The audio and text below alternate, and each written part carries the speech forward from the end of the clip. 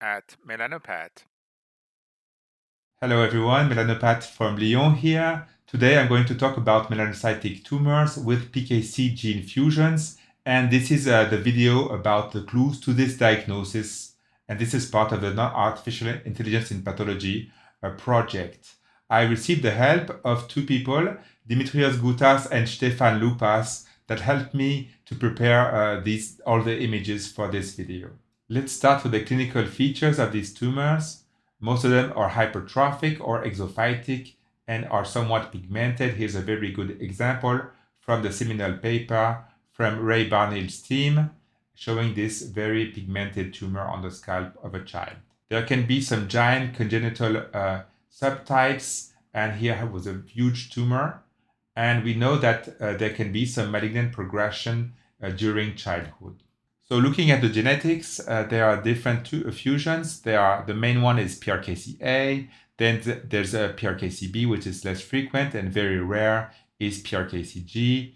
As a reminder, here is the pathway that activates from the membrane through the G-alpha Q, and then through PKC, it activates the MAP kinase pathway. So the most important thing is the morphology, of course, for these tumors. So it's highly variable, and there's lots of different features that I would go into detail. And so basically, what you have to understand is like a combination of PEN plus common plus blue features. So it's a mixture of all this. So let's go into the details now. So first, we start with the PEM-like features. So these are junctional. There's a hyperplasia at the epidermis, which becomes very like verrucous. And you have like a lentiginous junction, and this is almost always heavily pigmented. Here's another example of this warty epidermis and this hyperpigmentation. And this is more the classical image that we know of PKC-fused tumors. And you see the cytology is quite epithelioid in these cells over here. Here's another warty example. Now moving to the second feature, which is this horizontal band that is located in the upper dermis. And it will have a nevocytoid cytology. Here we have the band. In this case, we don't have any PEM type of feature like I showed you before. It's only a dermal tumor. And here is the band. It's made of these nevoid melanocytes. And then it has underneath more pigmented areas.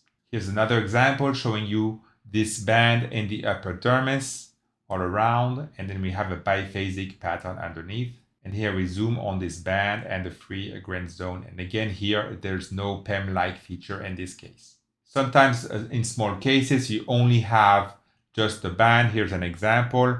We have this band of nevocytoid and just a few hyperpigmented dendritic melanocytes. Here zooming in. As you know, most of the time in all blue tumors, we have large blood vessels that have a pseudoangiomatous appearance. I've shown you two features, and here's the case that combines both. It has both the junctional PEM-like feature and the upper band and the dermis.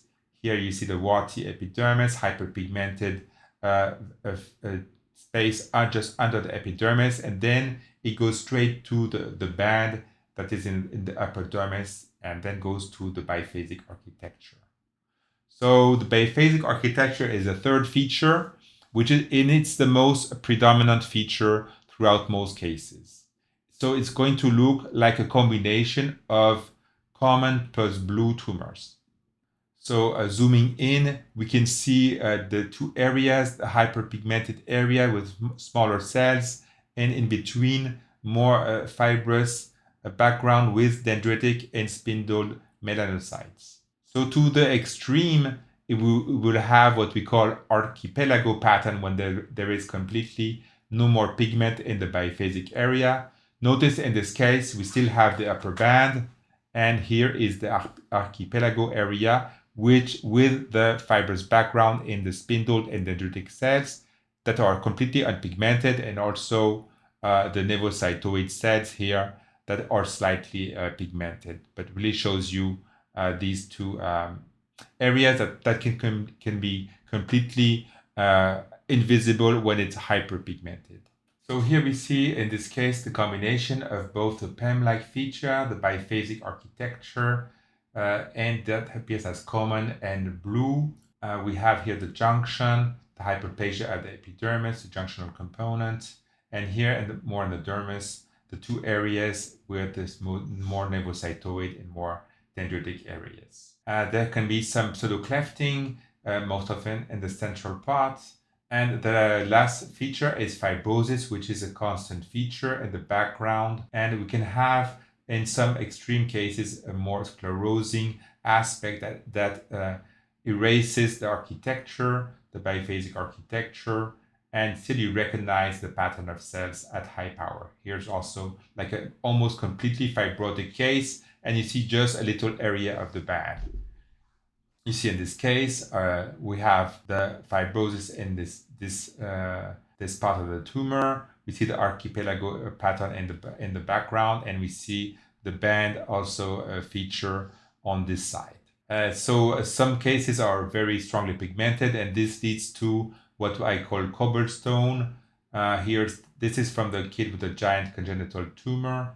It was a huge patch of cobblestone everywhere.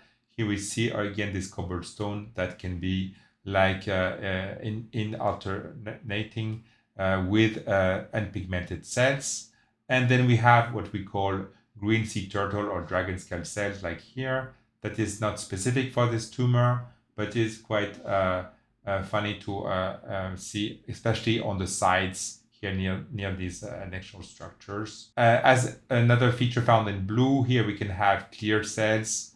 And just like also in cellular blue nevus, we can have in PKC-fused some multinucleated cells in the most cellular areas. So usually HLA-B45 is going to be quite diffusely expressed in these tumors. Here's some example. In some instances, these lesions can progress to atypical lesions called melanocytomas, or can even go to a melanoma progression stage. Here in this case, we see two areas, zone A and zone B. In zone A, we have the typical biphasic architecture, but in zone B, there is higher density, high mitotic activity, cytonuclear atypia. The HME45 really underscores the higher density in that area, and the proliferation index is really high. And this case had a positive sentinel lymph node. Moving now to the differential diagnosis of this tumor, we have the combined Wnt-activated melanocytoma, which used to be called a DPN, and has just an area of DPN and with these large cells, and it have the foamy cytoplasm that's pigmented and some degree of atypia, but we don't really have biphasic. It's just the common nevus next to